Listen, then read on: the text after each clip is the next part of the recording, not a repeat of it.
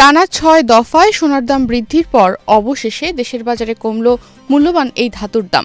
একদিকে Donald Trump, আরেকদিকে সোনার বাজার। যেন বিশ্ব অর্থনীতির মঞ্চে এই দুইজনের সম্পর্ক এক অদ্ভুত দোলাচলের গল্প। ট্রাম্পের একের পর এক রাজনৈতিক ও ভূরাজনৈতিক বক্তব্যই সোনার দামকে ঠেলে দিয়েছিল ইতিহাসের সর্বোচ্চ উচ্চতায়। আবার সেই ট্রাম্পেরই একটি বক্তব্যে মুহূর্তে পাল্টে গেল দৃশ্যপট। রেকর্ড ছুঁয়ে থাকা সোনার দাম নামতে শুরু করলো। আর তারই প্রভাবে ২০২৬ সালের শুরুতেই টানা ৬ দফায় সোনার দাম ২৫,৬৬১ টাকা বৃদ্ধির পর অবশেষে মূল্যবান এই ধাতুর দাম কমিয়েছে বাংলাদেশ জুয়েলার্স অ্যাসোসিয়েশন বাদুস।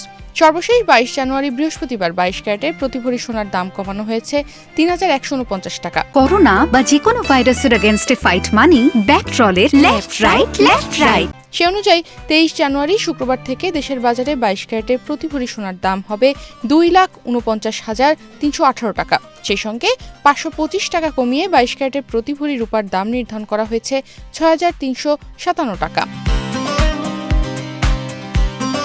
গত কয়েক সপ্তাহ ধরে ইউরোপের ওপর শুল্ক আরোপের হুমকি, গ্রিনল্যান্ড দখলের ইঙ্গিত, কেন্দ্রীয় ব্যাংকের স্বাধীনতা নিয়ে প্রশ্ন, এসব মিলিয়ে বৈশ্বিক বাজারে ভয় ও অনিশ্চয়তা ছড়িয়েছিলেন ট্রাম্প। বিনিয়োগকারীরা তখন ঝুঁকিপূর্ণ সম্পদ ছেড়ে ছুটছিলেন নিরাপদ আশ্রয় সোনার দিকে। ফলাফল, সোনার দাম উঠে যায় ইতিহাসের সর্বোচ্চ পর্যায়ে প্রায় $৪,৯০০ কাছাকাছি।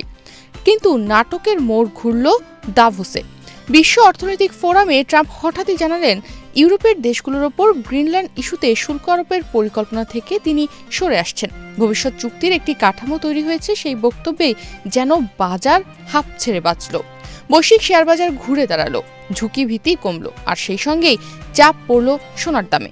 ফলে রেকর্ড উচ্চতা ছুঁয়ে থাকা সোনার দাম নেমে আসে। বিনিয়োগকারীরা নিরাপদ আশ্রয় থেকে বেরিয়ে আবার ঝুঁকিপূর্ণ সম্পদের দিকে ঝুঁকতে শুরু করেন।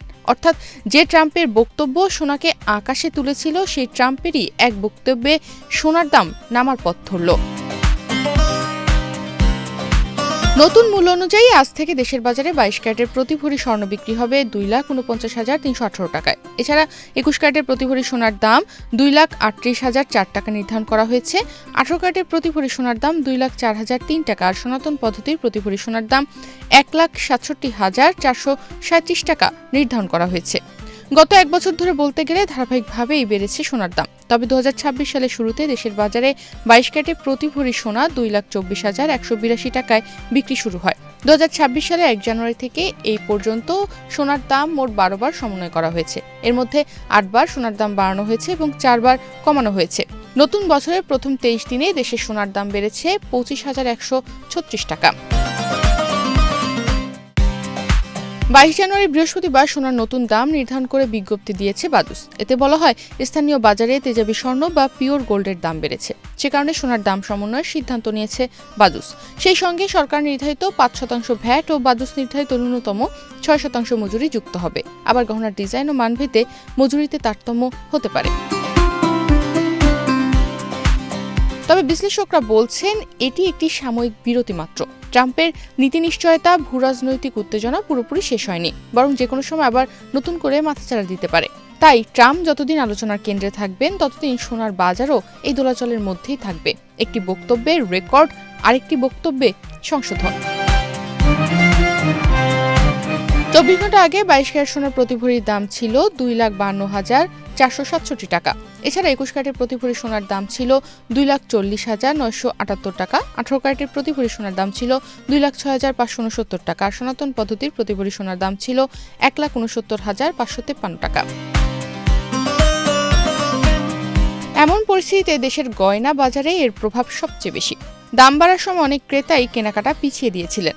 এখন দাম স্থিতিশীল হওয়ায় বিয়ের মৌসুম ও উৎসব সামনে রেখে চাহিদা কিছুটা ফিরছে। তবে সাধারণ ক্রেতারা এখন অপেক্ষা করছেন দাম আরও কমে কিনা তা দেখার জন্য। তনিমা রহমান, বাংলাদেশ প্রতিদিন।